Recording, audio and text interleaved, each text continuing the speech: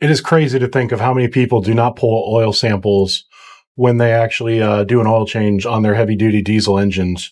In this video, I'm going to show you how to do that.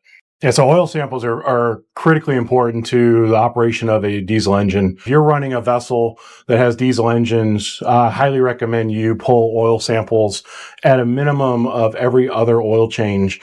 Sometimes every oil change, depending on what the lab tells you, but it's super simple to do. And it really gives you a lot of vital information on what your engine is doing. It'll tell you if you have some metal shavings. It'll tell you if you have some coolant in there. You tell you if your oil is degrading.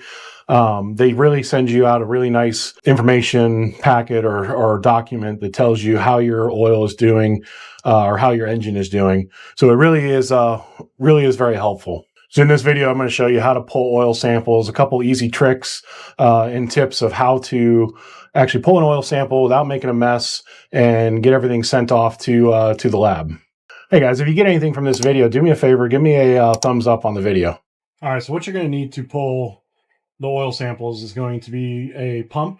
I personally just chose the pump directly from Caterpillar. Very simple and easy. You're going to need the hose, a bottle, and a label. Make sure you pre-fill the labels out.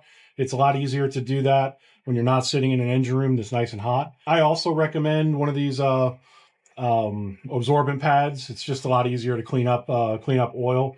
But all of this, if you get it from Caterpillar, it just comes sealed as a kit, with the exception of the pump. The pump's separate. So, but you can go pick all that up at the store. All right, so the way I like to do this is I'll pull the oil dipstick. Just go ahead and wipe it off, get it all nice and clean, and kind of set it off to the side. I'm going to use this to measure how far I'm going to end up putting the stick down. Let me actually just check the oil because that looked a little bit low. Okay,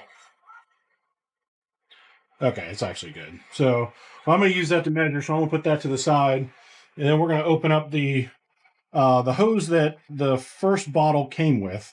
So we're going to use a different bottle or a different hose for each sample for each engine, so that way we're not contaminating one engine oil with another one. Let me get this thing all opened up. All right, so what I end up doing is I'll take the dipstick and kind of just measure out how much hose I should be putting into the engine, so without dropping everything. So kind of just get an idea and say, okay, right about to there is how much hose I should be putting in. Because what I don't want to do is I don't want to get oil from the bottom of the reservoir. I want to get oil that's pretty close to the top, or let's say being used. So you just feed the tube directly into the dipstick spot location. So I put it in exactly to where the fitting was. Your bottle should come pre-sealed. I'm going to go ahead and open up the seal, crack that open, and then put your cap someplace safe because you're going to need that later and you want to keep it clean. And just screw the bottle right on there. So from there, I'm going to put it down maybe inch or two past where I originally put the pump, and then going to start pulling some oil. So one thing that is good to note is you want to do this when the engine is hot. So definitely make sure your engine is hot when you're pulling the samples. So we're getting oil coming through. I don't need to go very fast once it starts coming through, because I don't want to overfill the bottle. So give another pump. So,